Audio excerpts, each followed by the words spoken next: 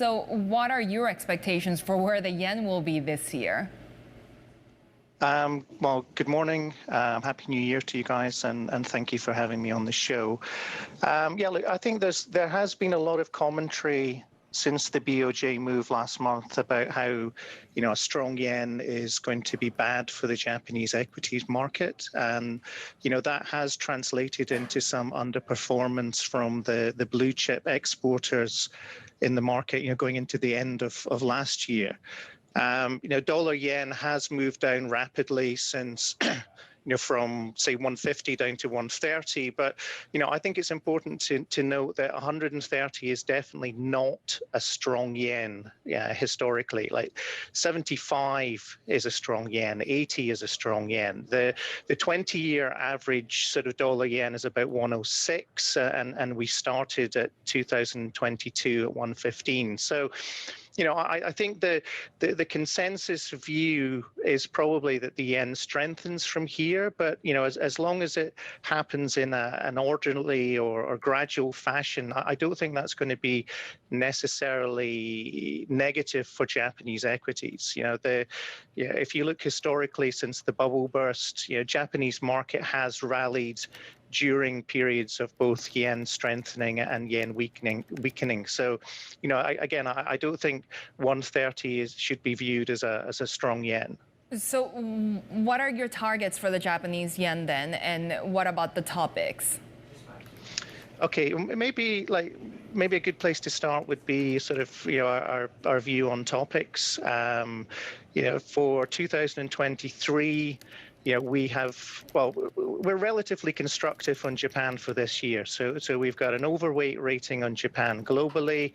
Our year-end target level for topics is 2,200, which represents about 18% upside from here. But, we would expect a lot of that upside to be backloaded into the second half.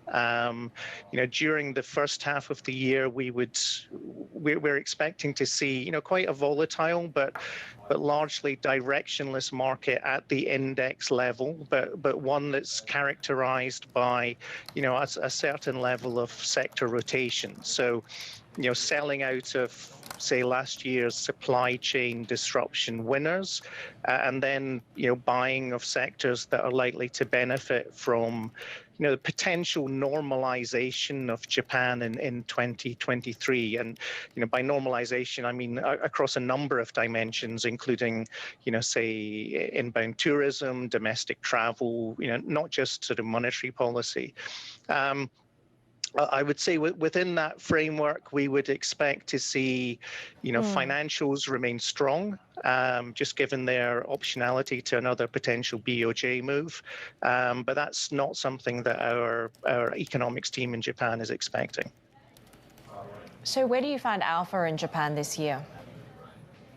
Again, I think financials is definitely a place to be at least in the first half. The risk reward on Japanese banks is maybe, not as attractive as it was back in, say, October, November, and at that stage the sector PBR was about 0.5 times, and the dividend yield was sort of 5%-ish.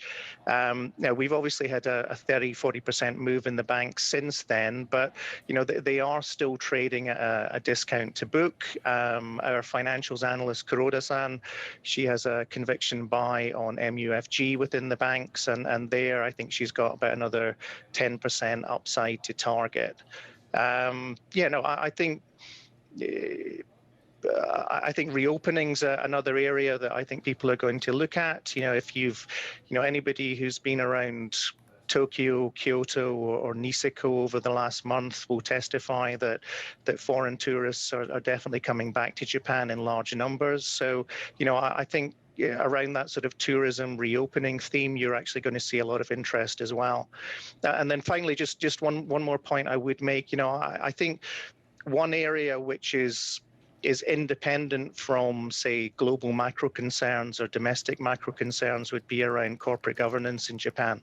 I do think you're starting to see real significant changes take place in Japan at the corporate governance level. We had a record year of buybacks last year from corporates. We've had, a record number of shareholder proposals coming through, and both domestic and Japanese investors sort of voting for those shareholder proposals in larger numbers. So, I think there's definitely something very exciting going on in the corporate governance space at the moment in Japan.